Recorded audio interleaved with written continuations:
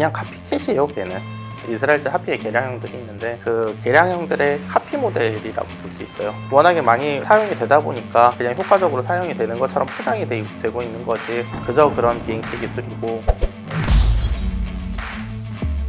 가장 대표적이기도 하고 가장 성공적이기도 한 형태의 무기체계라고 할 수 있겠죠. 개인 보병이 휴대를 할 수 있고 백팩 하나 정도 사이즈의 모든 체계들이 다 들어갈 수가 있어요. 운용을 하는 과정에서 효과 같은 것들이 증명이 되면서 자폭형 무인기에 대한 일종의 표준을 제시를 하고 있는 상황이고요. 이게 소위 말하는 터미네이터 무기가 될 가능성이 굉장히 높은 무기체계라서, 비행과 관련된 AI 기술에서 가장 높은 수준의 기술을 가지고 있는 건 역시나 미국인데, 만약에 그쪽에서 지금 추진하고 있는 다양한 기술들이 보편화가 된다라고 하면 지금 우리가 보고 있는 작은 드론들은 더 이상 이제 그냥 단순하게 작은 드론이 아닌 환경으로 넘어갈 가능성이 있어요. 안녕하세요. 21세기 군사연구소에서 정보분석관 전문연구위원으로 일하고 있고 밀리터리 팩트체크라는 개인 채널을 운영하고 있는 유성엽입니다. 로이터링 뮤니션, 그러니까 자폭형 무인기 또는 배회폭탄이라고 부르는 카테고리의 무기체계입니다. 우리가 흔히 알고 있는 드론을 가장 효과적으로 사용하는 방법 중에 하나라고 볼 수 있고요. 어떤 표적을 공격하기 위해서 해당 지역에서 오랫동안 떠서 그 주변을 맴돌 수 있는 이런 무기체계를 이야기합니다. 제가 봤을 때는 자폭형 무인기가 조금 더 적합한 표현인 것 같아요. 80년대하고 90년대쯤 이스라엘 쪽에서 개발한 무기체계 중에서 하피라고 부르는 레이더를 공격하기 위한 무기체계가 있는데, 이것이 어떻게 보면 자폭형 무인기, 로이터링 뮤니션의 최초 사례라고 볼 수 있습니다. 가장 대표적이기도 하고 가장 성공적이기도 한 형태의 무기체계라고 할 수 있겠죠. 2000년대에 미군이 아프간에 들어가고 나서 굉장히 많이 고전을 하게 돼요. 특히나 산악지형들이 많이 있고 하다 보니까 라인 오브 사이트라고 해서 가시선 형태의 교전이나 이런 것들보다는 BLOS라고 해서 적을 공격하려고 하는데 적이 차폐가 돼 있어서 공격을 못하거나 이런 상황들이 많이 벌어지는 거예요. 그런 상황에서 고민 끝에 나온 무기체계 중에 하나가 스위치블레이드, 개인 보병이 휴대를 할 수 있고 백팩 하나 정도 사이즈의 모든 체계들이 다 들어갈 수가 있어요. 그래서 나를 갑자기 공격하는 기관총이라던가 아니면 RPG라던가 이런 것들이 있다라고 했을 때 어디 있는지를 빠르게 찾아서 타격을 하겠다라는 생각을 하고 최초에 개발이 됐습니다. 처음에는 미 특수전사령부 쪽에 먼저 도입이 됐어요. 그리고 운용을 하는 과정에서 효과 같은 것들이 증명이 되면서 LMAMS라는 사업을 추진을 하게 됩니다. 그게 어떻게 보면 자폭형 무인기에 대한 일종의 표준을 제시를 하고 있는 상황이고요. 그냥 카피캣이에요. 걔는 무엇의 카피캣이냐 하면 이스라엘제 하피의 개량형들이 있는데 그 개량형들의 카피 모델이라고 볼 수 있어요. 굉장히 저비용으로 만들 수 있고 굉장히 장거리를 날릴 수 있고 고정 표적을 상대로는 효과적으로 사용할 수 있겠죠. 하지만 그저 그런 비행체 기술이고, 그것이 워낙에 많이 사용이 되다 보니까 그냥 효과적으로 사용이 되는 것처럼 포장이 되고 있는 거지, 사실 요격당하기도 쉽고 비용 측면에서도 제가 봤을 때는 그렇게까지 싼 무기체계는 아닌 것 같아요. 쉽고 간단하기 때문에. 기존의 미사일처럼 운용을 한다라고 이야기하는 거는 기본적으로 표적이 이동하지 않는 고정 표적이라는 걸 이야기를 해요. 가만히 멈춰서 있는 건물 같은 것들을 때린다라고 했을 때는 그냥 사용하기 쉬운 GNSS를 쓰고 기본적인 INAS 같은 것들을 달고, 그 다음에 내가 목표로 한 위치에 가서 좌표를 물고 들어가서 터지던가, 아니면은 간단한 영상 정도를 대조를 해서 그 영상하고 일치를 하면 들어가서 타격을 한다던가 하는, 기본적으로 순항 미사일을 사용을 하고 있는 유도 방식이나 큰 차이가 없는 거거든요.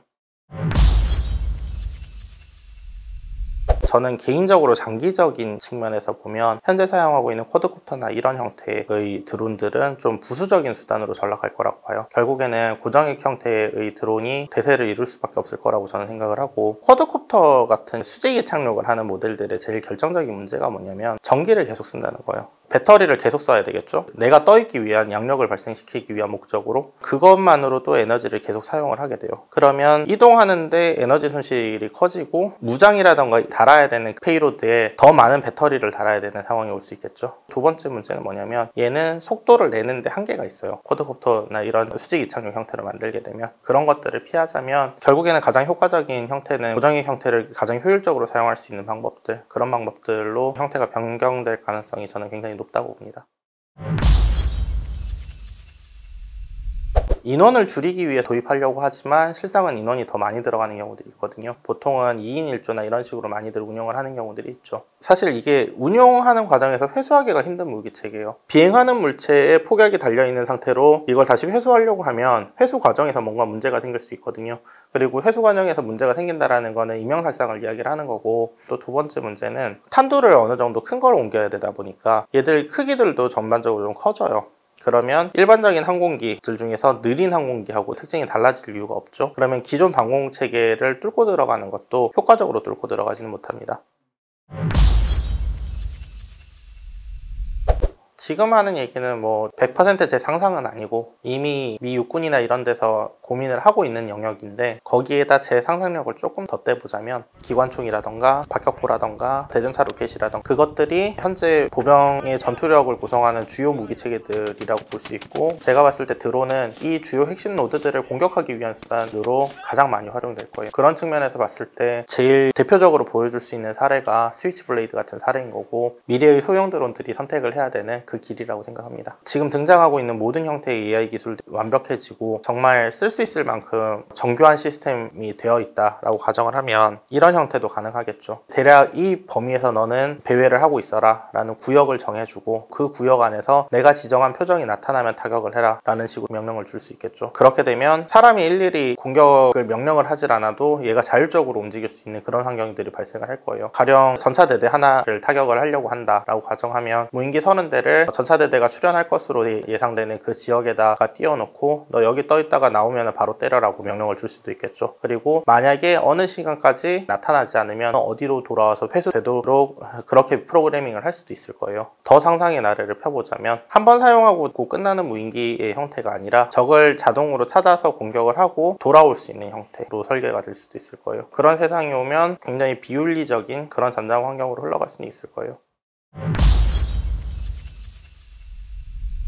사실은 이런 이야기를 뭐 방송이나 이런 데서 하는 것도 참 부담스러운 것 중에 하나가, 이게 소위 말하는 터미네이터 무기가 될 가능성이 굉장히 높은 무기 체계라서 이런 것들이 좀 부담스럽죠. 그렇다고 해서 우리가 이런 기술 조류를 무시하고 넘어가면 우리만 뒤처지는 거니까 그렇다고 안 쫓아갈 수도 없는 문제고, 이쪽 영역에서 보면 AI 기술이 들어왔을 때가 사실 굉장히 무서운 거예요. 어떻게 보면 프레임은 뭐 돈만 주면 언제든 만들 수 있고, 폭탄의 크기나 탄두의 크기나 이런 것들도 돈만 주면 얼마든지 키우고 줄이고 할 수 있고 다 할 수 있는데, 정말 무서운 건 뭐냐면 그 AI 쪽 기술이죠. 비행과 관련된 AI 기술에서 가장 높은 수준의 기술을 가지고 있는 건 역시나 미국인데, 미국에서 민간하고 군에서 하고 있는 기술 조류들을 보게 되면 적어도 다른 나라들하고 기술 격차가 5년에서 10년 정도는 벌어져 보이거든요. 만약에 그쪽에서 지금 추진하고 있는 다양한 기술들이 보편화가 된다라고 하면 지금 우리가 보고 있는 작은 드론들은 더 이상 이제 그냥 단순하게 작은 드론이 아닌 환경으로 넘어갈 가능성이 있어요. 과거의 순항미사일이 중간에 이동하고 항법을 하는 과정에서 쓰였던 각종 기술들이라던가 표적을 찾기 위해서 사용됐던 그런 기술들이 지금 개발되고 있는 AI에서 정말 쉽고 간단하게 해결이 나는 경우들이 너무 많아요. 이런 것들이 정말 현실화가 되면 뭐 소위 말하는 터미네이터 전쟁 이런 것들의 양상으로 넘어갈 수도 있어서 윤리적으로 참 걱정도 된다라고 할 수 있습니다.